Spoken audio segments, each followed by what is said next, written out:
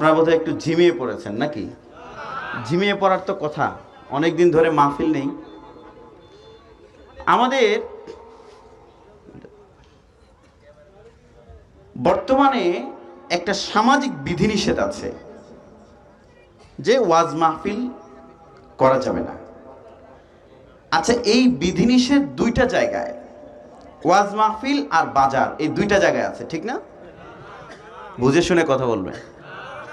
ওয়াজ মাহফিল আর বাজার এই দুই জায়গায় নিষেধাজ্ঞা আছে নাকি? বাজারে মানুষ অবাধে আসা যাওয়া করছে কি করছে না? তবে এয়ারপোর্টে যাচ্ছে না নাকি? ও, সেখানেও যাচ্ছে। রেল স্টেশনে যাচ্ছে না? না, সামাজিক দূরত্ব মেনটেন করে তারা রেল স্টেশনে যাচ্ছে, তার মানে সব জায়গায় যাচ্ছে। সুতরাং ওয়াজ মাহফিল বন্ধ করার কোনো কথা এদেশের মানুষ মেনে নেবে না। ওয়াজ মাহফিল ছিল, আছে, থাকবে, চলবে। ওয়াজ মাহফিলের এই ধারা বাধাগ্রস্ত হবে না। অধ্যক্ষ হাফেজ মাওলানা ইউনুস আহমদ, ইসলামী আন্দোলনের মহাসচিব, তিনি কয়েকদিন আগে তার এক বক্তব্যে বলেছেন, ধর্ষণ বেড়ে যাওয়ার একটা কারণ হলো দীর্ঘদিন ধরে ওয়াজ মাহফিল বন্ধ আছে। আপনারা কি একমত? বাংলাদেশের বড় একটা প্রবলেম হচ্ছে ড্রাগ অ্যাডিকশন, মাদকাসক্তি। এখনো দেশ যতটা ভালো আছে মাদকের ক্ষেত্রে, তাও ভালো আছে ওয়াজ মাহফিল, মসজিদের মিম্বার এবং হাক্কানি পীরদের দরবারের কারণে, যতটুকু ভালো আছে। সুতরাং আমরা সরকারের কাছে, ইসলামিক ফাউন্ডেশনের কাছে আহ্বান করব, ওয়াজের এই ধারাকে যারা প্রভাবিত করতে চায়, যারা চায় ওয়াজ মাহফিল বন্ধ হয়ে যাক, তাদের কথা শুনে সরকার যদি ওয়াজ মাহফিলের ব্যাপারে কড়াকড়ি অবস্থানে থাকে, তাহলে ক্ষতিটা রাষ্ট্রের হবে। মাদক এমন পর্যায়ে যাবে, হাজার হাজার কোটি টাকা খরচ করে আর মাদকের লাগাম টেনে ধরা সম্ভব হবে না। সুতরাং সরকারের কাছে আমাদের আহ্বান, ওয়াজ মাহফিলের দ্বার অবারিত থাকবে। যদি বিমানবন্দর চলতে পারে, যদি রেল স্টেশন চলতে পারে, যদি বাস স্ট্যান্ড চলতে পারে, যদি বাজারগুলোতে অবাধে মানুষ চলাফেরা করতে পারে, গার্মেন্ট ইন্ডাস্ট্রি যদি চলতে পারে, তাহলে ওয়াজ মাহফিলও আগের মতো খোলা মাঠে চলবে। সরকার যেন এটা বুঝতে পারে। আল্লাহ রাব্বুল আলামিন তাদের তৌফিক দান করুন, সবাই বলি আমিন। সম্মানিত হাজিরিন, ওয়াজ মাহফিল দেশের সংস্কৃতির বড় একটা ধারা। আমাদের দেশে যারা বুদ্ধিজীবী আছে, আপনি ধরেন যে শাহরিয়ার কবির, এই ধরনের যারা আছে, তার অনুসারীরা, এরা বরাবরই ওয়াজ মাহফিলকে দেখাতে চায় বিচ্ছিন্ন একটা আনুষ্ঠানিকতা। এবং বাংলাদেশের মিডিয়ার একটা বড় অংশ ওয়াজ মাহফিলের নিয়মতান্ত্রিকভাবে, তারা ধারাবাহিকভাবে এটা তাদেরকে পেশা বানিয়েছে ওয়াজ মাহফিলের বিরোধিতা করা। এই বিরোধিতা যারা করছে তাদের একটা হচ্ছে চ্যানেল ৭১, তাই না? এটা নিয়ে অনেক কথা আপনারা ইতিপূর্বে শুনেছেন। আমি এই ৭১ টেলিভিশন নিয়ে যখন অনেক কথাবার্তা হচ্ছে, আমি আমাদের সুশীল ভাইদের, আজকেও কিন্তু মাইকের আওয়াজ যতদূর পর্যন্ত যাচ্ছে, সুশীল ভাইয়েরা থাকতে পারেন কি পারেন না, তাদেরকে একটু আহ্বান করে বলেছিলাম, আপনারা যারা ৭১ টেলিভিশনের পক্ষে আছেন তাদেরকে একটা বিষয় জিজ্ঞেস করতে চাই। ৭১ টেলিভিশন যখন আল্লামা মামুনুল হককে তাদের টক শোতে ডেকে নেয়, তখন আমরা বারবার দেখেছি একটা টেবিলের এক কোণে পড়ে আছেন মামুনুল হক, আর বাকি ৪ জনের ৩ জন হচ্ছে নাস্তিক বুদ্ধিজীবী। সময় ভাগ করা হচ্ছে কিভাবে? সময়টা কিভাবে ভাগ করা হচ্ছে? প্রত্যেক আলোচকের জন্য যদি 10 মিনিট করে সময় থাকে, তাহলে ওয়াজ মাহফিলের বিরোধী পক্ষ, নাস্তিক পক্ষে ৩ আলোচক 10 মিনিট করে সময় পাচ্ছেন 30 মিনিট, আর মামুনুল হক সময় পাচ্ছেন 10 মিনিট। পরিকল্পিতভাবে ইসলাম বিরোধী মিডিয়া 71, ৭১ এই ধরনের সাঙ্গপাঙ্গ যারা আছে, পরিকল্পিতভাবে উলামায়ে কেরামকে সেখানে নিয়ে যায় ইসলামকে খাটো করার জন্য। তাদের কথায় দেশ চলবে না। দেশ চলবে তাদের কথায় যারা ট্যাক্স দেয়। কথা ঠিক কিনা? ট্যাক্স কারা দেয়? আমরা দিই। আমরা সরকারকে বলি ওয়াজ মাহফিলকে কিছুতেই যেন তারা বাধাগ্রস্ত না করে। আশা করি সরকার সেটা করবেন না, কারণ সরকার এদেশের মানুষের ধর্মীয় আবেগের উপরে আঘাত করবে এটা আমরা আশা করি না এই সময়ে। তবে যদি আঘাত আসে, আমাদের কথা হচ্ছে, আমাদের কথা স্পষ্ট, ওয়াজ মাহফিল যদি বন্ধ করতে হয়, ওয়াজ মাহফিলের আগে বাজার ঘাট বন্ধ করতে হবে, ওয়াজ মাহফিলের আগে রেল স্টেশন বন্ধ করতে হবে, ওয়াজ মাহফিলের আগে বিমানবন্দর বন্ধ করতে হবে, ওয়াজ মাহফিলের আগে সব কিছু বন্ধ করতে হবে। তারপরে যদি ওয়াজ মাহফিল বন্ধ করা হয় আমরা মেনে নেব। এছাড়া যদি ওয়াজ মাহফিলের উপরে কোনো কথা আসে, এদেশের 17 কোটি মুসলমান তা মেনে নেবে না। আল্লাহ তাদেরকে বোঝার তৌফিক দিন, সবাই বলি আমিন। সম্মানিত হাজিরিন, আমি আপনাদের সামনে সূরা আলে ইমরানের 31 নম্বর আয়াত তেলাওয়াত করেছি। আজকে তো জায়গার সংকট, তাই না? জায়গা নেই, আপনারা একটু কষ্ট করে সামনের দিকে চলে আসুন। যার সামনে জায়গা আছে, সামনে সবাই দেখুন তো ফাঁকা আছে নাকি, ফাঁকা থাকলে সামনে আসুন। হ্যাঁ, তা আপনারা আসুন, আপনারা আসবেন। এদিকে যারা না, আপনাদের আসতে হবে, আপনারা আসুন, এদিকে আসুন, এদিকে আসুন। সামনে যার ফাঁকা তিনি সামনে আসবেন।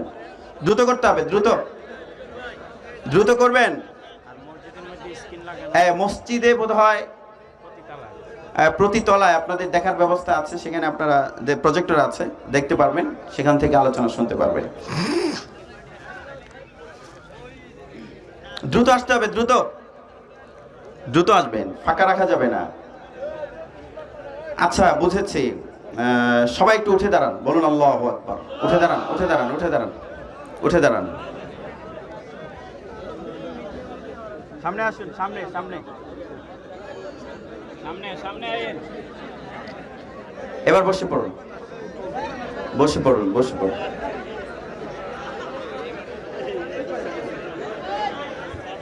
কয়টা পড়ুন?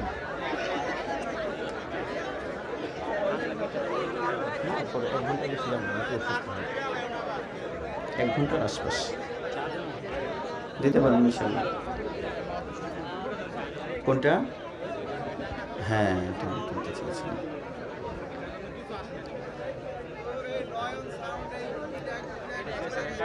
এটা তো এখন আর আপনার ডিস্টার্ব করছেন, এটা তো নিচে।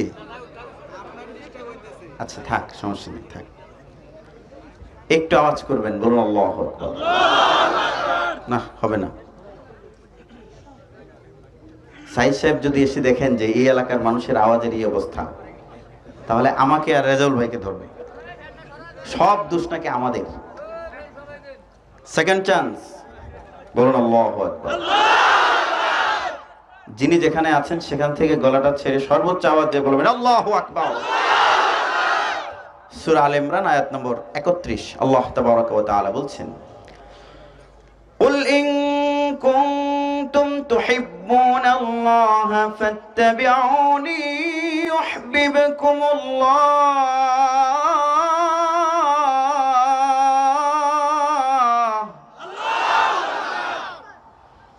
فاتبعوني يحببكم الله ويغفر لكم ذنوبكم والله غفور رحيم। হে রাসূল, আপনি বলে দিন, if you should love Allah, তোমরা যদি আল্লাহকে ভালোবাসো, fattabi'uni, then follow me, ইউহিব্বুকুমুল্লাহ, তাহলে আল্লাহ তোমাদের ভালোবাসবেন। বলুন না সুবহানাল্লাহ। আল্লাহকে আমরা ভালোবাসি কিনা? আল্লাহ রাব্বুল আলামিন বলেছেন, হে রাসূল আপনি বলুন, তোমরা যদি আল্লাহকে ভালোবাসো, ফাত্তাবিউনি, তাহলে আমার অনুসরণ করো। কি করতে বলেছেন? ইত্তেবা করতে বলেছেন, অনুসরণ করতে বলেছেন। ইউহিব্বুকুমুল্লাহ, তাহলে আল্লাহ নিজেই তোমাদের ভালোবাসবেন। ইয়াগফির লাকুম যুনুবাকুম, আর আল্লাহ যখন তোমাদের ভালোবাসবেন, তোমাদের গুনাহ খাতা আল্লাহ রাব্বুল আলামিন ক্ষমা করে দেবেন। সুবহানাল্লাহ। সম্মানিত হাজিরিন, আল্লাহর নির্দেশ, মুহাম্মদুর রাসূলের অনুসরণ করো। আল্লাহর নবী বলেছেন, فوالذي بيده نفس محمد صلى الله عليه وسلم لا يؤمن أحدكم حتى أكون أحب إليه من والده وولده والناس أجمعين। আল্লাহ রাসূল বলেছেন, তোমাদের কেউ মুমিন হবে না, হাত্তা আকুনা, যতক্ষণ না আমি হই, আহাব্বা ইলাইহি, তার কাছে সর্বাধিক প্রিয় মি ওয়ালিদি ওয়া ওয়ালাদি ওয়ান নাসি আজমাইন, তার পিতা, তার সন্তান, ওয়ান নাসি আজমাইন, আর তার সমগ্র মানব মণ্ডলী থেকে আমি মুহাম্মদুর রাসূলুল্লাহ যতক্ষণ পর্যন্ত তার কাছে বেশি প্রিয় না হব ততক্ষণ পর্যন্ত সে মুমিন হতে পারবে না। আমরা মুমিন হতে চাই কি চাই না? তাহলে নবীজিকে ভালোবাসতে হবে, কম না বেশি? আর ভালোবাসাটা কিভাবে হবে? আল্লাহ রাব্বুল আলামিন বলে দিয়েছেন ফাত্তাবিউনি, আপনি তাদেরকে বলে দিন তারা যেন আপনার অনুসরণ করে। তার মানে মুহাম্মদুর রাসূলুল্লাহকে ভালোবাসার তরিকা একটাই, কি করতে হবে? তার অনুসরণ করতে হবে। জীবনের সব ক্ষেত্রে মুহাম্মদুর রাসূলুল্লাহ সাল্লাল্লাহু আলাইহি ওয়াসাল্লামের সুন্নাতগুলো মানতে হবে। সম্মানিত হাজিরিন, আজকে নবীজিকে আমরা ভালোবাসি, আমরা দাবি করি কি করি না? সবাই দাবি করে। দেখবেন যারা এই যে কয়েকদিন আগে ঈদ মিলাদুন নবী পালন করেছে তাদের দাবি তারা সবচেয়ে বড় আশিকে রাসূল, ঠিক না? সবাই দাবি করে আমি নবীজির আশিক। সত্যিকার অর্থে আশিক কে? যে মুহাম্মদুর রাসূলুল্লাহ সাল্লাল্লাহু আলাইহি ওয়াসাল্লামকে অনুসরণ করে। সম্মানিত হাজির, আমরা রাসূলকে ভালোবাসি, কম না বেশি? মুহাম্মদুর রাসূলুল্লাহকে ভালোবাসার দাবি কি? দাবিগুলোর একটা হলো রাসূলের ইজ্জতের উপরে যদি কোনো আঘাত আসে সেই আঘাতকে প্রতিহত করে দেয়া, এটা ভালোবাসার একটা দাবি। আমাদের দেশে আশিক রাসূলের বিভিন্ন প্রকার আছে। কয়েকদিন আগে যখন ফ্রান্সের সেই ঘটনা চলমান ছিল তখন আমরা দেখেছি আমাদের দেশে সবচেয়ে বেশি আশিক রাসূল বলে যারা দাবি করে একটা শ্রেণী হচ্ছে দেওয়ানবাগীর মুরিদেরা। এরা কি বলে? এরা সবচেয়ে বড় আশিক রাসূল, ঠিক না? আপনারা কি দেওয়ানবাগীর কোন মুরিদকে মুহাম্মদুর রাসূলুল্লাহর অবমাননার বিরুদ্ধে রাস্তায় নামতে দেখেছেন? শিন্নিখোর বেদাতীদের দেখেছেন? তার মানে এরা যতই আশিক রাসূল দাবি করুক, মুহাম্মদুর রাসূলুল্লাহর ইজ্জতের উপরে আঘাত লাগলে এদের কলিজায় আঘাত লাগে না, এরা আশিক রাসূল না। আর এর বিপরীতে বাংলাদেশের কিছু মানুষ আছে যারা নিজেরা নিজেদেরকে আশিক রাসূল দাবি করে না, রাস্তায় যাওয়ার সময় বলে না আমি আশিক রাসূল, কিন্তু রাসূলের উপরে যেখানে আঘাত সেখানে তারা বিক্ষোভ করেছে। এরাই সত্যিকারের আশিক রাসূল। সম্মানিত হাজিরিন, আশিক রাসূল হওয়ার অর্থ এই নয় 12ই রবিউল আউয়াল আসলে শুধু ঈদে মিলাদুন নবী পালন করা। আমাদেরকে তারা বলে আমরা নাকি মুহাম্মদুর রাসূলুল্লাহর আগমনে খুশি না। আগমনে খুশি হওয়া মানে কি ঈদ পালন করা? ঈদ পালন কেন করছেন আপনি? 12ই রবিউল আউয়াল যারা ঈদ পালন করে কেন করে? আপনারা বলুন তো কেন করে? মুহাম্মদুর রাসূলুল্লাহর নাকি জন্ম হয়েছে এই দিন। তো জন্ম যে 12ই রবিউল আউয়াল হয়েছে এটা আপনি বললেই হবে? আমি বললেই হবে? নাকি কোরআন হাদিসে থাকতে হবে? কোরআন হাদিসে যদি না থাকে কোনো কিছু তাহলে মন গড়া ভাবে বলার সুযোগ নাই। ধরুন আমি বললাম যে মুহাম্মদুর রাসূলুল্লাহর জন্ম হয়েছে চৈত্র মাসের 1 তারিখ, আপনারা মানবেন? কেন মানবেন না? আমি যদি প্রমাণ দেখাতে পারি তাহলে মানবেন কি মানবেন না? কিন্তু প্রমাণ না দেখালে, আমারটা যদি না মানেন তাহলে দেওয়ানবাগী সাহেবেরটা কেন মানবেন?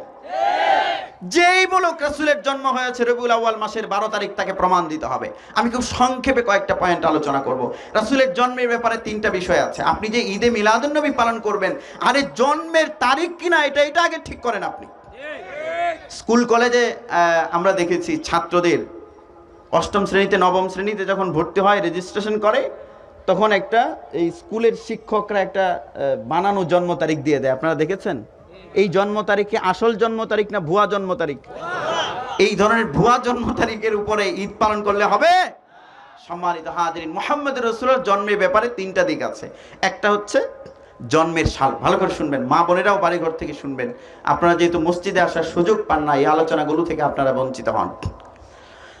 আল্লাহর নবী মুহাম্মদুর রাসূলুল্লাহ সাল্লাল্লাহু আলাইহি ওয়াসাল্লামের জন্ম কোন বছরে হয়েছিল এ ব্যাপারে হাদিসে এসেছে। মুসনাদে আহমদের হাদিস।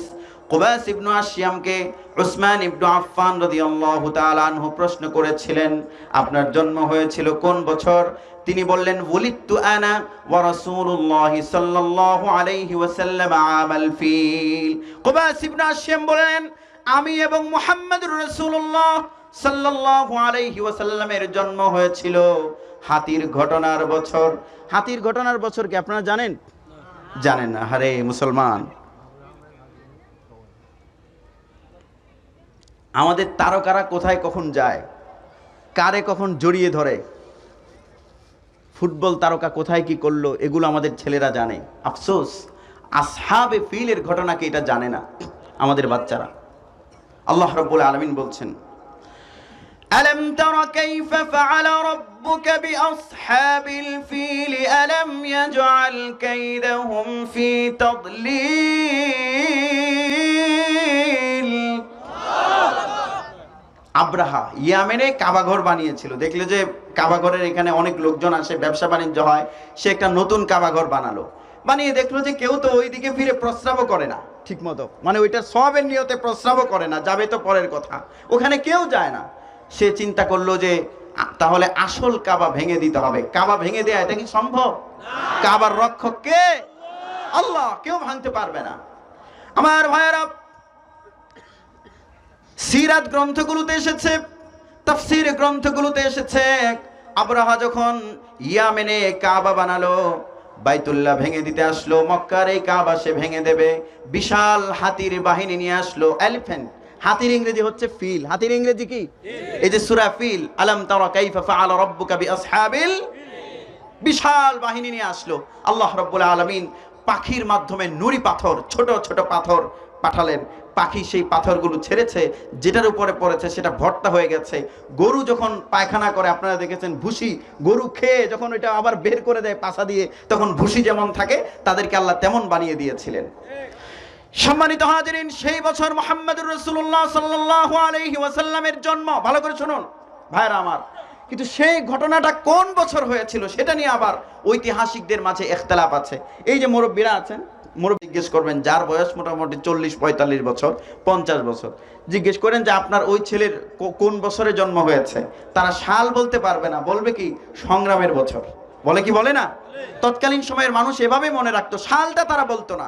ঐতিহাসিকরা বলেছেন আসহাবে ফিলের ঘটনার বছর। এখন কোন বছর এটা নিয়ে আবার মতভেদ, কেউ বলেছেন 570, 571। তার মানে এক্স্যাক্টলি মুহাম্মদুর রাসূলুল্লাহর জন্মের সাল আমরা জানি না, এটা জানি তবে আসহাবে ফিলের ঘটনার বছর। আমার ভাইয়ের এরপরে তারিখের ব্যাপারে অজ্ঞাত, তারিখও আমরা জানি না, তারিখ নিয়ে অনেকগুলো মতভেদ আছে।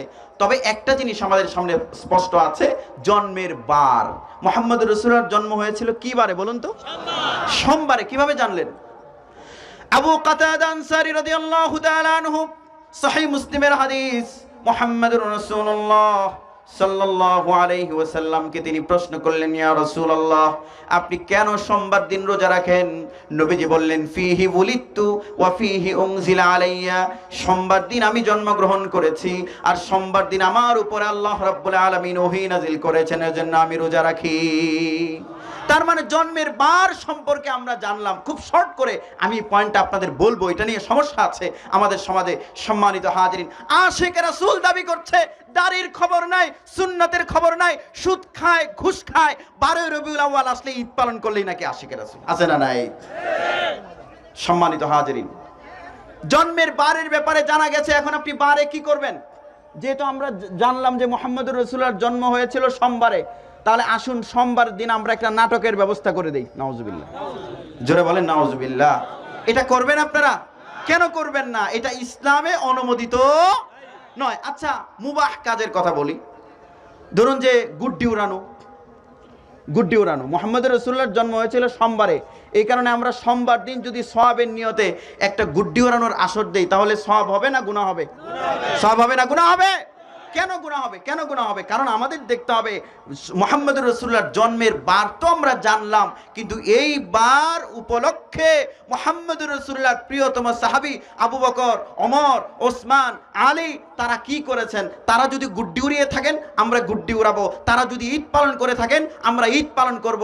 তারা এর একটাও করেননি, বরং মুহাম্মদুর রাসূলুল্লাহ নিজে রোজা রেখেছেন। সুতরাং নবীজির জন্মের আনন্দ প্রকাশ করার একমাত্র তরিকা হলো সোমবার দিন রোজা রাখা। সুতরাং যারা আশিকে রাসূল দাবি করছে, জন্মের তারিখ তো জানা নাই, এটা ভাষা তারিখ, এগুলো গবেষণা প্রসূত, ঐতিহাসিকগণ গবেষণা করে বলেছেন। তবে বারের ব্যাপারটা আমরা জানি। যদি কেউ মুহাম্মদুর রাসূলুল্লাহর জন্মের আনন্দ পালন করতে চায়, সেই আনন্দ পালনের তরিকা কয়টা? জোরে বলুন, তরিকা কয়টা? একটা তরিকা, সেটা কি? রোজা রাখা। এখন রোজা রাখতে বললে সমস্যা। আমাদের এক বন্ধু ইউনিভার্সিটিতে আমাদের সাথে পড়েছে, ওটা আমাকে একদিন বলছে যে তোরা তো নবীজির জন্মের আনন্দ পালন করিস না। আমি বললাম করি তো। কিভাবে করিস? আমি বললাম আমরা মুহাম্মদুর রাসূলুল্লাহ যেভাবে করেছে সেভাবে করি। সে আমাকে প্রশ্ন করলো মুহাম্মদুর রাসূলুল্লাহ আবার কিভাবে করেছেন। আমি বললাম নবীজি নিজে বলেছেন রোজা রেখেছেন, আমরা রোজা রাখি। সে আমাকে বলছে দোস্ত, খাওয়া নাই যেখানে আমরা নাই সেখানে। আচ্ছা, রোজা রাখা এটা কি খাওয়ার সাথে মিলে নাকি বিপরীত? আরে রোজা রাখলে তো খাওয়া যায় না। আর তারা যেটা পালন করেছে ঈদ, আর ঈদের দিন রোজা রাখা যায় না। ঈদের দিন কি রোজা রাখা যায়? সাংঘর্ষিক তাদের আমল। সম্মানিত হাজিরিন, এগুলো ভাওতাবাজ। মুহাম্মদুর রাসূলুল্লাহ সাল্লাল্লাহু আলাইহি ওয়াসাল্লামের জন্মে আপনারা খুশি না বেজার? খুশি যদি হয়ে থাকেন, সেই খুশি পালনের তরিকা একটাই, সেটা হলো সোমবার দিন রোজা রাখা। আফসোস, আমাদের সমাজের কিছু ভাইরা এই দেওয়ানবাগের পীর সাহেবের মুরিদ, কুতুববাগের পীর সাহেবের মুরিদ, ভণ্ড পীরের মুরিদেরা সারা বছর নামাজ রোজার খবর নাই, হজ করে না, ভান্ডার শরীফে গিয়ে হজ করে ফেলে। কালকে আস্তাগফিরুল্লাহ, কালকে আমি দেখলাম এক শিল্পী গান পরিবেশন করছে, সে বলছে ভান্ডার শরীফে আসো হজ করতে। যেটা বলেন নাউজুবিল্লাহ। এদের এই অবস্থা, আল্লাহ রাব্বুল আলামিন এদের থেকে সমাজকে হেফাজত করুন, সবাই বলুন আমিন। সম্মানিত হাজিরিন, মুহাম্মদুর রাসূলুল্লাহ সাল্লাল্লাহু আলাইহি ওয়াসাল্লামের জন্মের আনন্দ পালন করার তরিকা কয়টা? একটা তরিকা, সেটা হলো রোজা রাখা। এর বাইরে জন্মের আনন্দ পালনের প্রকাশের কোনো তরিকা নাই। আর শুধু জন্মের আনন্দ পালন করা এটা তো মুস্তাহাব, এটা ঠিক আছে। রাসূলের জন্মের এই যে মিলাদ বলা হয়, মিলাদ শব্দের অর্থ জানেন আপনারা? মিলাদ অর্থ হচ্ছে ওয়াক্তুল্লাযী উলিদার রাজুলু ফি, কোন ব্যক্তি যেই সময়ে জন্মগ্রহণ করেছে ওই সময়কার আলোচনা করাকে মিলাদ বলা হয়। আমাদের সমাজে দেখবেন লোকেরা বলে হুজুর একটু মিলাদ শরীফ পড়েন।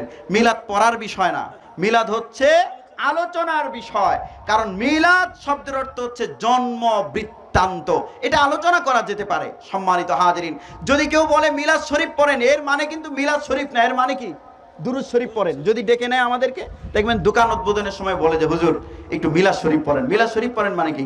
আল্লাহুম্মা সাল্লি আলা সাইয়্যিদিনা মাওলানা মুহাম্মদ ওয়া আলা আলি সাইয়্যিদিনা মাওলানা মুহাম্মদ। যদি শুদ্ধ করে পড়ে আচ্ছা সওয়াব হবে, এটা মানলাম, কিন্তু এর নাম মিলাদ নয়। এটা কি? এটা হচ্ছে দুরূদ শরীফ। সম্মানিত হাজিরিন, আফসোস আফসোস, এই মানুষগুলো কোনটা মিলাদ কোনটা দুরূদ এটাও জানে না, বলে যে মিলাদুন্নবী পালন করছে। মিলাদুন্নবী পালনের বিষয় নয়, মিলাদুন্নবী হচ্ছে আলোচনার বিষয়। আচ্ছা, মিলাদ মানে হচ্ছে জন্ম। আপনাদের কাছে জানতে চাই, মুহাম্মদুর রাসূলুল্লাহর জন্ম কিভাবে হয়েছিল? এটা আপনারা সিরাত গ্রন্থ থেকে জানলেন।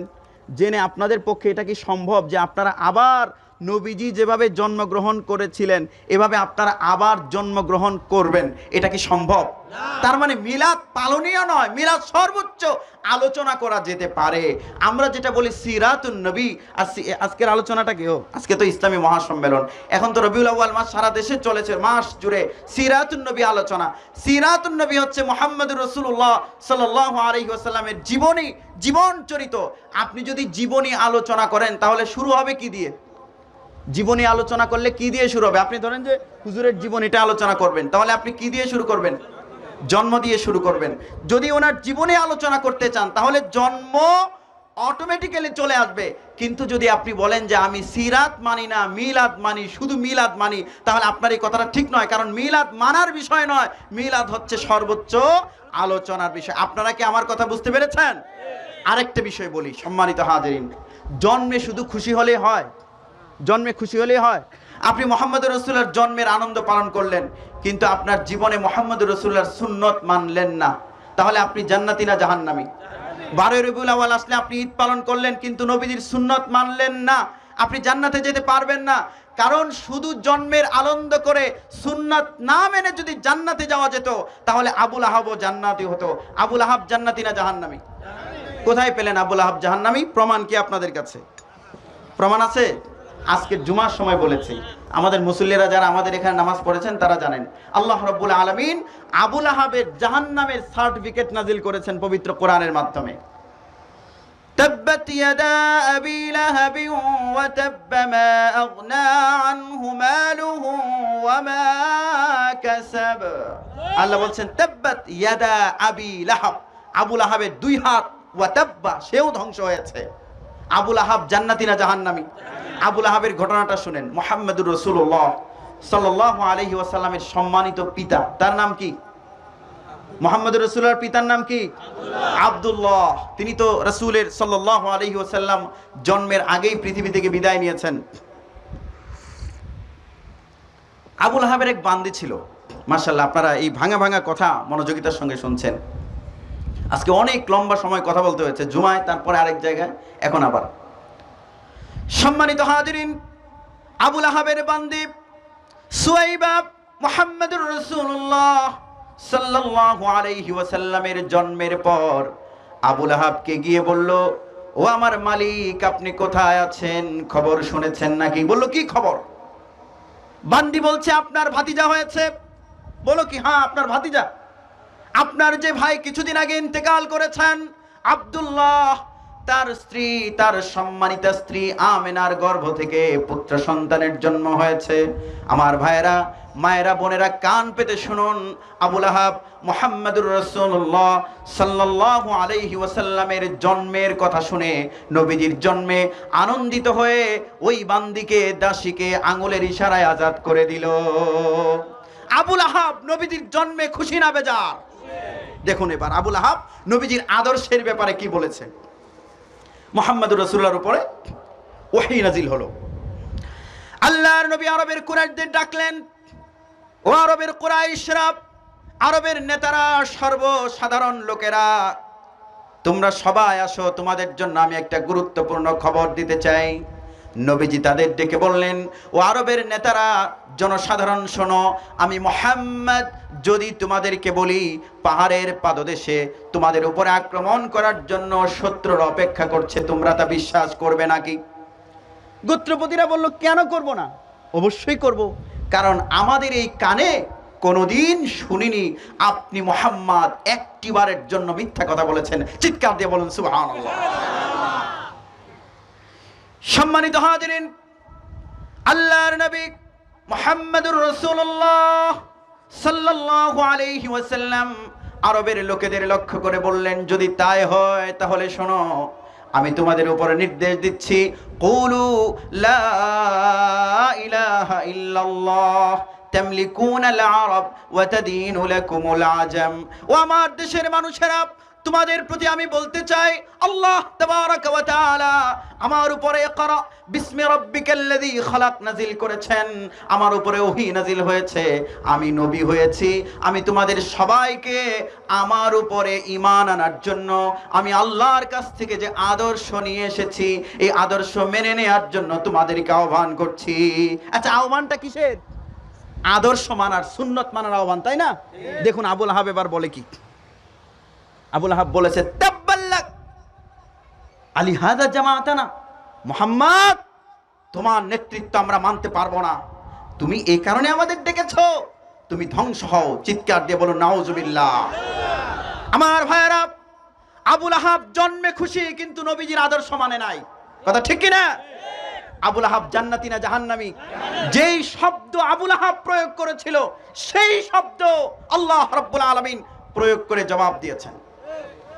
আবুল আহাব বলেছিল তাব্বাল্লাক, আমার আল্লাহ বললেন তাব্বাত ইয়াদা আবি লাহাবি ওয়া তাব্বা মা আগনা আনহু মালুহু ওয়া মা কাসাব। আবুল আহাব নবীজির জন্মে খুশি, নবীজির জন্মের আনন্দ পালন করেছিল, উপভোগ করেছিল, এমন ভাবে করেছিল যেইভাবে আর কেউ করতে পারে না। বান্দিকে আজাদ করে দিয়েছিল ভাইরা আমার। কিন্তু নবীজির আদর্শ না মানার কারণে আবুল আহাব যেমন জাহান্নামী হয়েছে। আজকে যারা বলে আমরা সিরাতুন নবী মানি না, মিলাদুন নবী মানি, যারা শুধু 12ই রবিউল আউয়াল আসলে ঈদ পালন করে, নবীজির আদর্শ মানে না, তারাও আবুল আহাবের অনুসারী হবে। আমরা এই ভাউতাবাজদের প্রতারণার ফাঁদে যেন না পড়ি। আল্লাহ রাব্বুল আলামিন আমাদের হেফাজত করুন। সবাই বলি আমিন। নবীজিকে ভালোবাসা মানে শুধু ঈদ পালন নয় ভাইরা আমার। এই ঈদ, তথাকথিত ঈদ, আমি একটা বিষয় বলি, একটা বিষয় শুধু আপনাদের বলে, আজকের জুমায় বলেছিলাম এই কথাটা। আমার মাইকের আওয়াজ নিশ্চয়ই অনেক দূর যাচ্ছে। আমাদের এলাকায় ইদানিং দেখলাম, এই আমাদের ওই সাইডটাতে দেওয়ানবাগির মুরিদদের মাইকের আওয়াজ শোনা যায়। আপনারা শুনেছেন বোধ হয়, হ্যাঁ? আমার মৌতের নিদান কালে আসিবেন মুর্শিদ গো রাসূলকে নিয়ে, ইয়া রাসূলুল্লাহ ইয়া হাবিবাল্লাহ, আছে কিনা? আমাদের কাউন্সিলর মহোদয়কে বলতে চাই, এই ধরনের প্রতারকদের অশ্রাব্য শব্দগুলো আমরা ৩৫ নং ওয়ার্ডে শুনতে চাই না। এদের কার্যক্রম যদি এরা চালাতে চায় ঘরের ভেতরে চালাবে, এদের কার্যক্রম মাইকে চলতে দেওয়া হবে না। এরা মুহাম্মদুর রাসূলুল্লাহ তার কন্যাকে নিয়ে যেসব আজে বাজে কথা বলেছে, এদের কার্যক্রম কি করে এই দেশে চলে, সরকার কি করে এদেরকে সব প্রোটেকশন দিচ্ছে, আমাদের সেটা বুঝে আসে না। সম্মানিত হাজিরিন, ঈদে মিলাদুন নবী যারা শুধু পালন করে মুহাম্মদুর, আমাদের এখানে যে কয়টা মুরিদ আছে একটারও দাড়ি নাই, একটারও দাড়ি নাই, আর ওইটা তো ফুটকা মাছের মতো, দাড়ি একটারও নাই। আশিক রাসূল, আশিক রাসূল তো তারা, আশিক রাসূলদের চরিত্র কি দেখুন, পা থেকে মাথা পর্যন্ত। আমি একটা কথা বলি, দেখুন আমাদের কাউন্সিলর সাহেব আছেন না, আসবেন, আচ্ছা উনি কি কোনোদিন বলেছেন যে আমি আশিক রাসূল? আচ্ছা ওনাকে যদি একটা মানুষ দেখে তাহলে কি মনে হবে? এটা মুহাম্মদুর রাসূলুল্লাহর অনুসারী বলে কিছুটা মনে হবে কি হবে না? কারণ কি আছে, সুন্দর টুপি আছে, ঢিলেঢালা জামা আছে, দেখে মনে হয় মুহাম্মদুর রাসূলুল্লাহর অনুসারী। কথা ঠিক কিনা? আর যারা আজকে বলছে আমরাই খাঁটি আশিক রাসূল, এদের দেখলে বুঝার উপায় নেই এটা ফিরাউনের বাচ্চা না আবুল আহাবের বাচ্চা। সম্মানিত হাজিরিন, আমরা আশিক রাসূল দাবি করছি। দেখুন আমাদের আদর্শ মুহাম্মদুর রাসূলুল্লাহ সাল্লাল্লাহু আলাইহি ওয়াসাল্লামকে নিয়ে ফ্রান্সে ব্যঙ্গচিত্র হয়েছে। কানাডার প্রধানমন্ত্রী জাস্টিন ট্রুডো তিনি বলেছেন যে এটা মত প্রকাশের স্বাধীনতা নয়। আরে বাংলাদেশে যারা, আপনারা রাগ করছেন আমার কথায়, বাংলাদেশে যারা আশিক রাসূল দাবি করে, এই তথাকথিত সুন্নিরা, সুন্নিদেরকে মাঠে পাওয়া গেল না। দেওয়ানবাগের মুরিদদেরকে মাঠে আপনারা দেখেছেন? ওরা নাকি আশিক রাসূল, মুহাম্মদুর রাসূলুল্লাহর আশিক, অথচ আমার রাসূলকে ব্যঙ্গ করা হয়েছে। এরা ইঁদুরের মতো গর্তে লুকিয়েছিল, এটাই প্রমাণ করেছে আশিক রাসূল নয়, এরা প্রতারক। আর এই যে চরমনায়ের মুরিদগুলো, আল জাজিরা, আন্তর্জাতিক গণমাধ্যম, CNN, ভয়েস অফ আমেরিকা, এইসব গণমাধ্যমে এই ছবি, বাংলাদেশের কোটি তৌহিদি জনতা রাস্তায় নেমে এসেছে। আমার ভাইয়েরা, হেফাজতে ইসলামের সমর্থন, আমরা তো সবাই হেফাজতে ইসলামের সমর্থক। হেফাজত কি কোনো রাজনৈতিক দল? হেফাজতের সমর্থক আওয়ামী লীগ, বিএনপি, তাবলিগ, পাবলিক সবাই। কথা ঠিক কিনা? কারণ হেফাজতের দাবিগুলো হচ্ছে ইসলামের দাবি। রাজনৈতিকভাবে আমাদের মাঝে ভোট নিয়ে একটু দ্বন্দ্ব বিরোধ থাকতে পারে, একজন আওয়ামী লীগ, আরেকজন বিএনপি, আরেকজন জাতীয় পার্টি, আরেকজন দাঁড়িপাল্লা, আরেকজন হাত পাখা, কিন্তু মুহাম্মদুর রাসূলুল্লাহ এই নিয়ে আমাদের কোনো বিরোধ। আমরা সবাই আশিক রাসূল কারা দেখুন। আমরা বললাম যে একটা মিছিল যাবে, মসজিদে বলেছে সব মুসল্লি গেছে, আমাদের সভাপতি সেক্রেটারি দুইজনেই তো আল্লাহর রহমতে আওয়ামী লীগের কর্মী, দুজনে গেছে সামনে, সব দলের লোকেরা। তার মানে এই যে মিছিল হয়েছে ফ্রান্সের এই ঘটনায়, মুহাম্মদুর রাসূলুল্লাহর অবমাননা বিরোধী মিছিল, ওই মিছিলে কোনো রাজনৈতিক সীমারেখা ছিল না, রাজনৈতিক অন্তরায় ছিল না। সব রাজনৈতিক দলের মানুষেরা এক কাঁধে দাঁড়িয়ে মুহাম্মদুর রাসূলুল্লাহর ব্যঙ্গচিত্রের প্রতিবাদ করেছে। আফসোস হলো আমরা ওই সব সিন্নিখুর হুজুরদেরকে রাস্তায় দেখি নাই। আমার ভাইয়েরা, ওদেরকে তখন রাস্তায় দেখা যায় নাই। কিছুদিন আগে আল্লামা আহমদ শফি রহমতুল্লাহ আলাইহি তিনি যখন দুনিয়া থেকে বিদায় নিলেন, বাংলাদেশের এক খাট পূজারী, মাজার পূজারী মৌলবী আলাউদ্দিন জিহাদি আল্লামা আহমদ শফিকে বলেছে জাহান্নামের কীট। আমাদের বাংলাদেশ সরকারকে, সরকার এগুলো দেখবে আশা করি, তাকে অ্যারেস্ট করা হয়েছিল। আপনারা জানেন যে এই যে গত অধিবেশনে আল্লামা আহমদ শফি রহমতুল্লাহ আলাইহির ওপরে জাতীয় সংসদে শোক প্রস্তাব আনা হয়েছিল। আমরা সরকারকে ধন্যবাদ জানাই। আল্লামা আহমদ শফির শোক, আল্লামা আহমদ শফির নিয়ে সংসদে শোক জানাইলেই কি না জানাইলেই কি, এতে কি আহমদ শফির কোনো ফায়দা হবে? হাজার হাজার লাখ লাখ হাফেজের উস্তাদ, শেখুল হাদিসের উস্তাদ আহমদ শফি রহমতুল্লাহ আলাইহিকে নিয়ে সংসদে শোক প্রস্তাব পাশ করলে আহমদ শফির কোনো ফায়দা হয় না, তবে সরকারের ফায়দা হয়।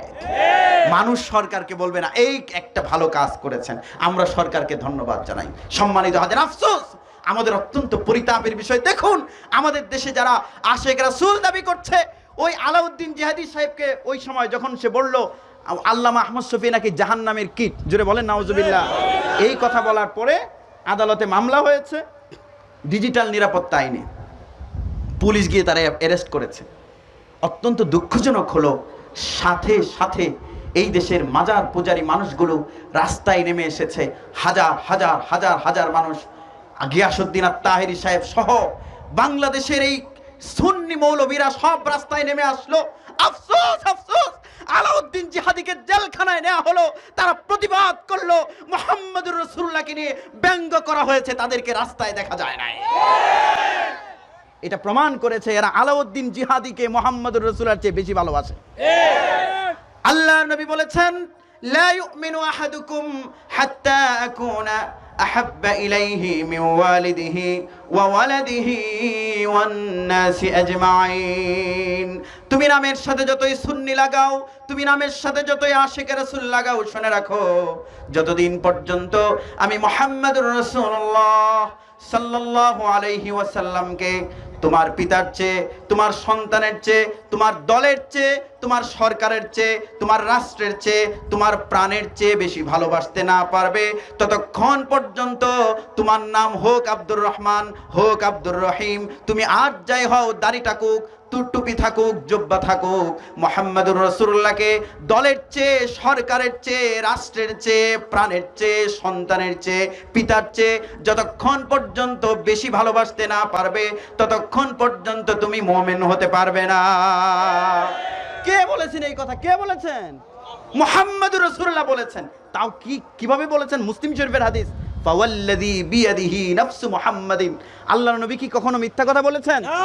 কসম করে বলছেন, ওই সত্তার কসম যার হাতে মুহাম্মাদের প্রাণ।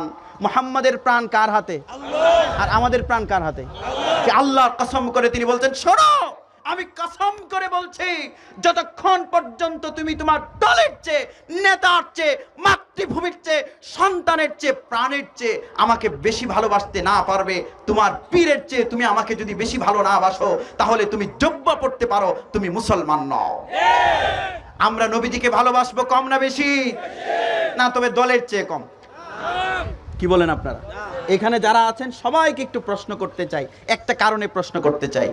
আমি চাই আপনারা সবাই জান্নাতি হন। আমরা জান্নাতে যেতে চাই কি চাই না? হাসরের ময়দানে সূর্য কতটুকু দূরে থাকবে মাথা থেকে? কতটুকু? এখন কত দূরে আছে? 14.96 কোটি কিলোমিটার, 14.96 কোটি কিলোমিটার। সূর্যের তাপটা ওখান থেকে পৃথিবীতে আসতে সময় লাগে কত? 8.32 মিনিট সেকেন্ড, 8.32 মিনিট, হ্যাঁ সময় লাগে। এত দূর থেকে তাপটা আসে। একটু ভালো করে শুনুন ভাইরা, সূর্য তাপ দেয় 15 কোটি কিলোমিটার। আচ্ছা 15 এখান থেকে টঙ্গীর বাজার তো হবেই নাকি? না, গুলশান। 15 কোটি কিলোমিটার দূর থেকে সূর্য তাপ দেয়। এরপরও চৈত্র মাসে যখন কাঠফাটা রোদ থাকে, কৃষকেরা কয়েক মিনিট পর পর ক্ষেত ছেড়ে দিয়ে গাছের ছায়ায় বিশ্রাম করতে হয়। আমার ভাইয়েরা, ও আওয়ামী লীগের কর্মীরা, বিএনপির কর্মীরা, জাতীয় পার্টির কর্মীরা, ইসলামী আন্দোলনের কর্মীরা, কান পেতে শোনো। হাসরের ময়দানে সেই সূর্য 14.96 কোটি কিলোমিটার দূরে থাকবে না, মাথার কাছে চলে আসবে। গোটা হাসর জুড়ে পানি পানি রব উঠে যাবে। সেই সময় একজন দরদি মানুষ এমন এক পানি নিয়ে হাজির হবেন, যেই পানির এক ঢোক পান করতে পারলে জান্নাতে প্রবেশের আগ পর্যন্ত পিপাসা স্পর্শ করবে না। সেই মানুষটিকে Nelson Mandela, Martin Luther king, Ziaur Rahman সাহেব, এরশাদ, আমাদের বঙ্গবন্ধু শেখ মুজিবুর রহমান, যাদের নাম বলেছি তারা সবাই তখন অপেক্ষা করবে, হা মুহাম্মদুর রাসূলুল্লাহ যদি আমাকে একটু পানি দিতেন। কথা ঠিক কিনা? আমার ভাইয়েরা, একটি প্রশ্ন করি, যে দলের লোক আপনি হন, বাস্তবে একটু হৃদয়ের জানালা খুলে কথাগুলো শুনুন। হাসরের ময়দানে আমাদের সবাইকে সেদিন ওঠা লাগবে কি লাগবে না? না, আমরা যারা মঞ্চে আছি আমাদের লাগবে না? লাগবে কি লাগবে না? আচ্ছা, একজন মিনিস্টার যদি আল্লাহর কাছে টেলিফোন করেন যে আল্লাহ, এ বল্টু মিয়া এটা তো আমার কর্মী ছিল, গাঞ্জা টাঞ্জা আমার সাপ্লাই দিত মাঝে মধ্যে, এই কথা বললে আল্লাহ ছাড়বেন? সবারই ওঠা লাগবে কি লাগবে না? আমার ভাইয়েরা, বিভিন্ন দলের সদস্য কর্মী যারা আছো, মনের জানালাটা খুলে শোনো। সেদিন হাসরের ময়দানে সূর্য যখন মাথার কাছে থাকবে, হাউজে কাউসারের পেয়ালা নিয়ে তোমার জন্য আমার জন্য যিনি অপেক্ষা করবেন তিনি আর কেউ নন, মুহাম্মাদুর রাসূলুল্লাহ। আমরা নবীজির হাতের হাউজে কাউসার পান করতে চাই কি চাই না? সবাই চাই। যারা বাস্তবেই চান একটু হাতটা তুলবেন, লিল্লাহি তাকবীর। হাতটা তুলে রাখুন, লিল্লাহি তাকবীর। আল্লাহর কাছে দোয়া করছি, আল্লাহ আমরা গরিব, আমরা গুনাহগার, আমরা কালো, খুব ভালো করে আপনাকে ডাকতে জানি না, কিন্তু আমরা জানি আপনার হাবিবের কথা শুনলে আমরা অশ্রুসিক্ত হই। হাসরের ময়দানে আপনার হাবিবের হাতের একটু হাউজে কাউসার আমাদের জন্য মঞ্জুর করে দিয়েন। আজ থেকে না জোরে বলুন আমিন। হাত নামান। সে কোন বন্ধু বলো বেশি বিশ্বস্ত, যার কাছে মন খুলে দেয়া যায়, যার কাছে সব কথা বলা যায়, হওয়া যায় বেশি আশ্বস্ত, তার নাম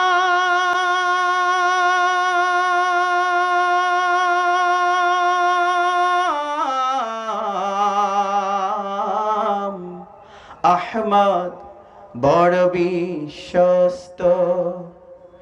যে জন কখনো ব্যথা দিতে জানে না, কে তিনি?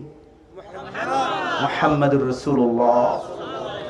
যে জন কখনো ব্যথা দিতে জানে না, যে জন কেবলই মুছে দেয় বেদনা, হৃদয়ের আঙিনায় আপন করে নিতে আর কার বুক এত প্রশস্ত। মুহাম্মাদুর রাসূলুল্লাহ সাল্লাল্লাহু আলাইহি ওয়াসাল্লামের রওজার সামনে দাঁড়িয়ে আমরা সবাই যেন প্রাণটা খুলে একবার বলতে পারি আসসালামু আলাইকা ইয়া রাসূলুল্লাহ। আল্লাহ আমাদের সবাইকে দয়া করে সেই তৌফিক দান করুন। মন প্রাণ উজাড় করে সবাই বলে আমিন। জিকির করুন লা ইলাহা ইল্লাল্লাহ, লা ইলাহা ইল্লাল্লাহ,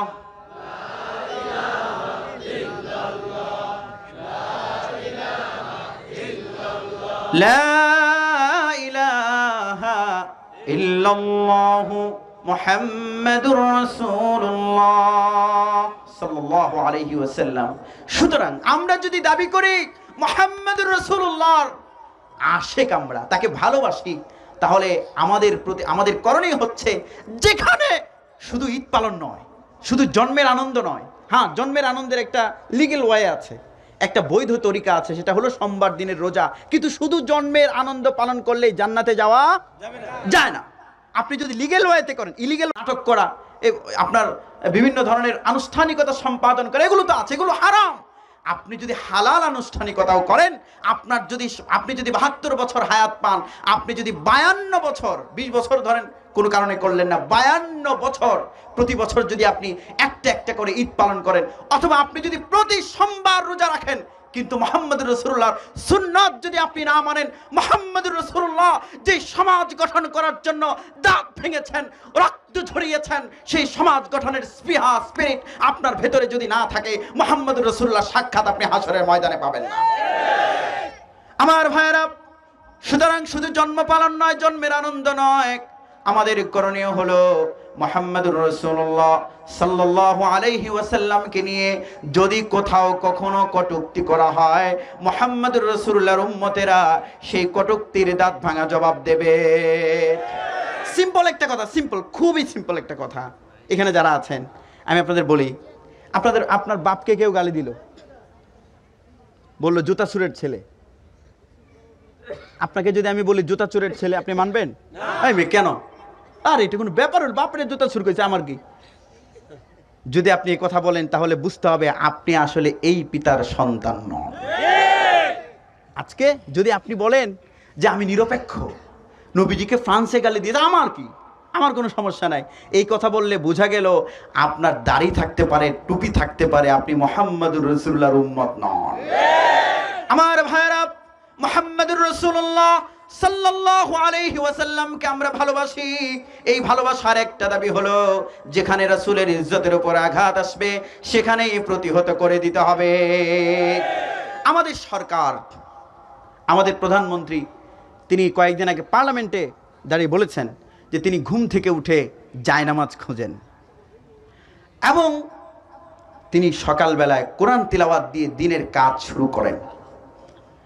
আচ্ছা, এই কথাগুলো শুনলে আপনারা খুশি না বেজার? বাস্তবে আমি খুশি, really I am proud of her. গর্ববোধ করতে পারে আমাদের প্রধানমন্ত্রী সকালবেলা উঠে জায়নামাজ খোঁজেন। এই গর্ববোধ যেমন করি ঠিক তেমনি নবীজির ইজ্জতের উপরে আঘাত আসলে এটার একটা কঠিন জবাব দিতে হবে। এই দায়িত্ব কি শুধু গার্মেন্টস ওয়ার্কারের না?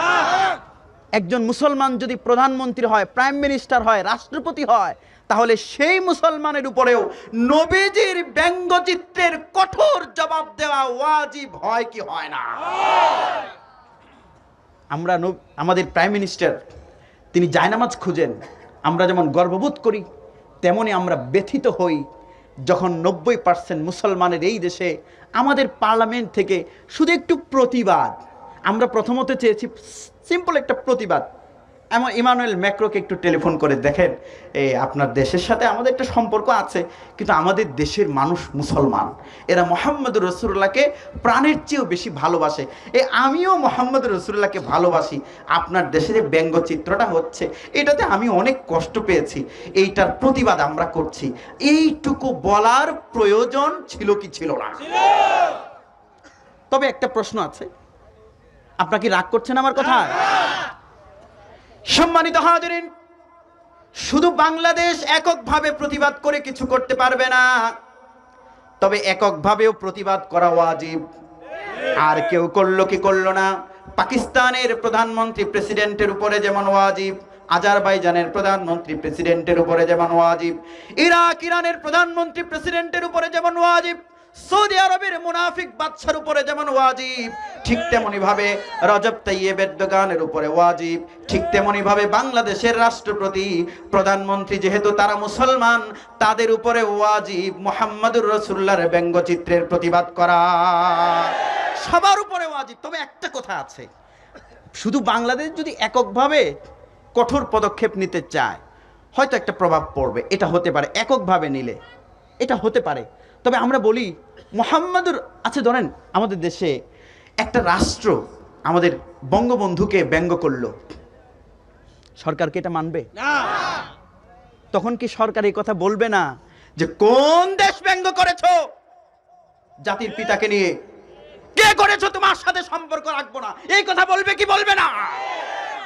সুতরাং বঙ্গবন্ধু শেখ মুজিবুর রহমান, আমরা তাকে সম্মান করি কি করি না? কেমন আপনারা স্বাধীনতা নিয়ে আমার একটা ওয়াজ আছে, এটা যারা শুনেছেন এবং আমাদের বক্তব্য যারা প্রায় শুনেন আমাদের মসজিদে তারা জানেন, এবং তার অসমাপ্ত আত্মজীবনে আমি একবার নয় অনেকবার পড়েছি।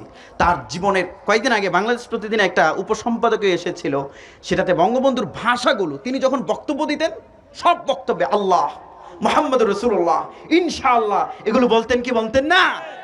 আমরা যখন এগুলোতে ইদানিং একটু বেশি জেনেছি, আমরা আগে একটা শ্রেণী একটু কিছুটা গোপন ছিল, এখন আমরা জানছি, তাকে নিয়ে অ্যানালাইসিস হচ্ছে, তো এখন আমরা জানতে পারছি তার প্রতি আমাদের শ্রদ্ধা এখন আরো বাড়ছে। সেই জায়গা থেকে আমরা বলি, আমরা সরকারকে বলি, আমাদের বঙ্গবন্ধুকে নিয়ে যদি কেউ কটূক্তি করে সেই রাষ্ট্রের প্রতি বৃদ্ধাঙ্গুলি আমরা যেমন দেখাবো, ঠিক তেমনি ভাবে আমাদের রাসূলকে নিয়ে অবমাননা করলে 1000 কোটি গুণ বেশি বৃদ্ধাঙ্গুলি দেখাতে আমরা প্রস্তুত।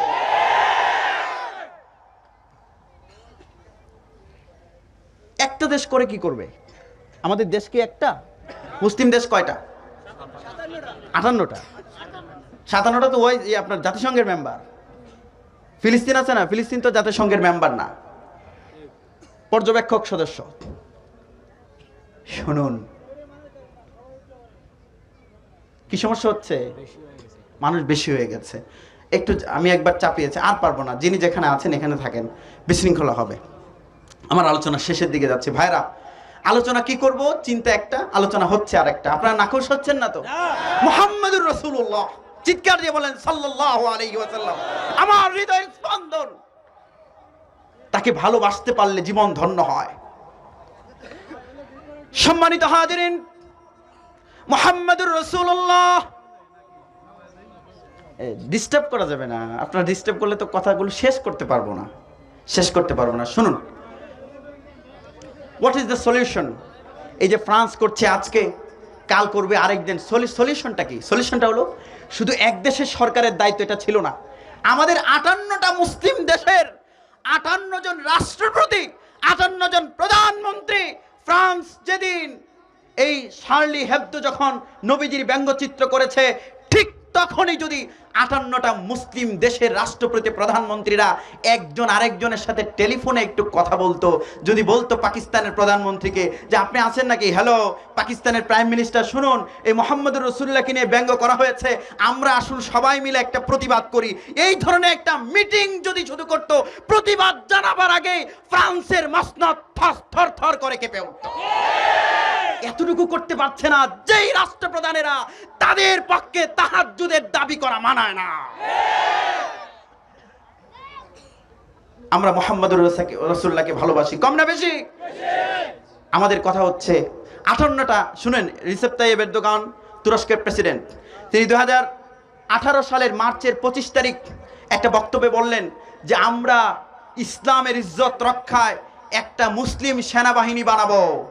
স্টেপগুলো কি? প্রথমত সব মুসলিম দেশের সরকার ওই দেশের সরকারকে জানাবে, দেখুন আপনাদের সাথে আমাদের কূটনৈতিক সম্পর্ক আছে, দূতাবাস এখানে আছে আপনার, ওখানে আছে আমার, আপনার সাথে আমার এই জিএসপি সুবিধার পণ্যের লেনদেন আছে, আমার দেশের গার্মেন্টস পণ্য যায় আপনার দেশে, আপনার দেশের কসমেটিক আছে আমার দেশে, এই সম্পর্কটা নষ্ট করতে চাই না, আপনার কাছে একটা প্রতিবাদ জানাচ্ছি, মুহাম্মদুর রাসূলুল্লাহকে নিয়ে যে কাজটা করা হয়েছে এটা বন্ধ করেন আর একটু ক্ষমা চান। এটা একসাথে 58টা মুসলিম দেশ জানাবে। যদি তাতে কাজ না হয় 58টা মুসলিম দেশ একসাথে, নট অনলি বাংলাদেশ, শুধু বাংলাদেশ নয়, তুরস্ক, ইরাক, ইরান, সৌদি আরব, আজারবাইজান, এরপর আপনার সংযুক্ত আরব আমিরাত, সবগুলো দেশ একসাথে যদি ফ্রান্সকে বয়কট করে, তখন ফ্রান্সের পালাবার কোনো রাস্তা থাকবে না। তাতেও যদি কাজ না হয়, এরদোগান বলেছিলেন একটা মুসলিম বাহিনী বানাতে, এরদোগান বললেন 25 তারিখ, 28 তারিখ মার্চের ইসরায়েলের স্বরাষ্ট্রমন্ত্রী বলল এরদোগানের সেই বাহিনী নিয়ে আমরা অনেক চিন্তায় আছি। সত্যিই যদি একটা বাহিনী হয় যারা মানুষের ধর্মীয় অধিকার কেড়ে নিতে চায়, যারা মসজিদ ভেঙে, বাবরি মসজিদ ভেঙে মন্দির বানাতে চায়, যারা কিনা মসজিদুল আকসা ভেঙে দিতে চায়, সেখানে যারা গির্জা বানাতে চায়, এরা ভালো মানুষ না সন্ত্রাসী?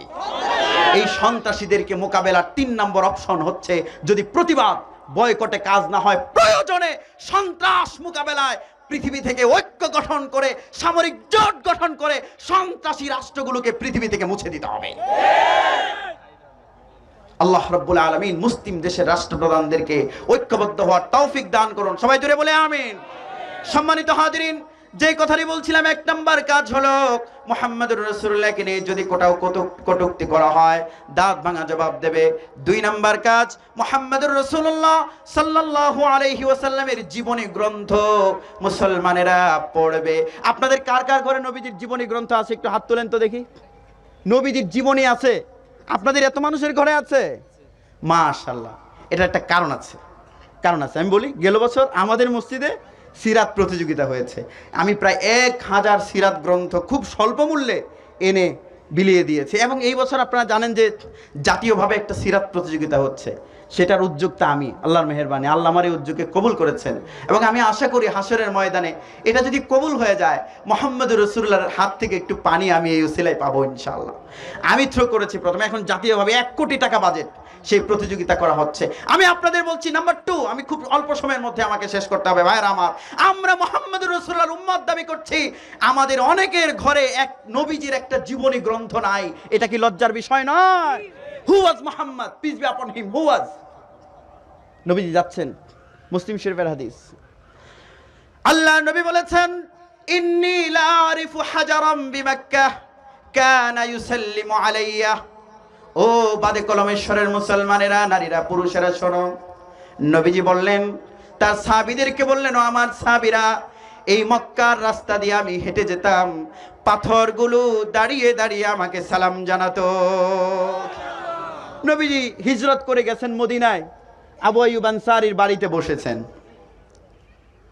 আবু আইয়ুব আনসারী রাদিয়াল্লাহু তাআলা আনহু, তিনি আবু বকর এবং নবীজি কয়জন? এই দুইজনের জন্য খাবার, এই যুবকেরা ভালো করে শোনো, দুইজনের জন্য খাবার রান্না করা হয়েছে।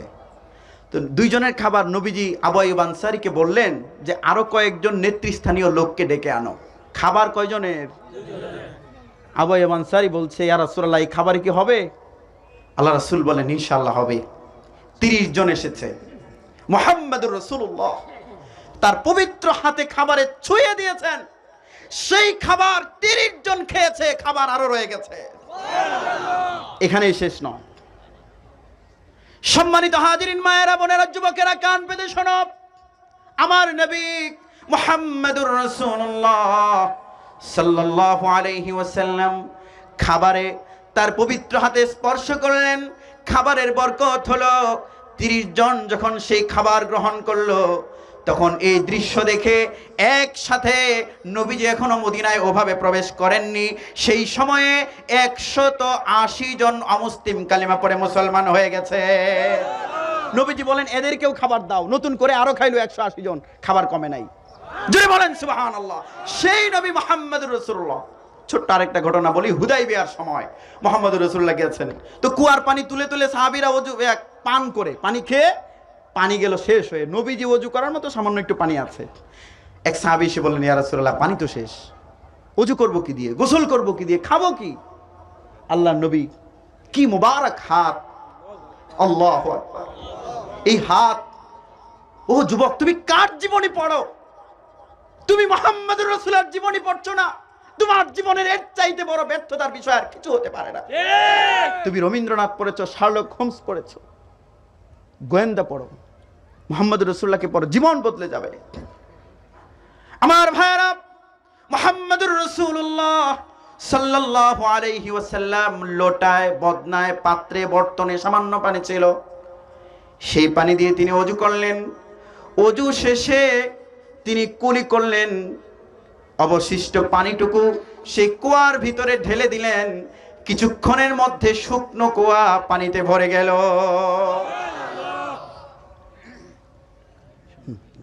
1600 মানুষ ওই কুয়ার পানি পরবর্তীতে খেয়েছে, পানি তবু একটু কমে নাই। সেই নবীর জীবনী পড়ার প্রয়োজন আছে না নাই? একটা একটা করে জীবনী গ্রন্থ কিনবো। আজকে 2 নাম্বার পয়েন্ট, একটা একটা করে জীবনী গ্রন্থ। আপনারা রাজি আছেন সবাই? 250 টাকা লাগে। মনে করছেন এটা জলে যাবে? আরে, আর রবীন্দ্রনাথের গল্প সমগ্র আছে, হুমায়ুন আহমেদ, কত কিছু আছে। আর রাহিকুল মাখতুমের একটা কপি কেন নাই? নবী রহমতের একটা কপি কেন নাই? সিরাতুল মুস্তাফার একটা কপি কেন নাই? আপনি মুহাম্মদুর রাসূল হাউজে কাউসার চান, তার জীবনী নাই। মুহাম্মদুর রাসূলের জীবনী হচ্ছে ইসলামের বাস্তব রূপ। ইসলাম কি? আল্লাহ কোরআন নাজিল করেছেন।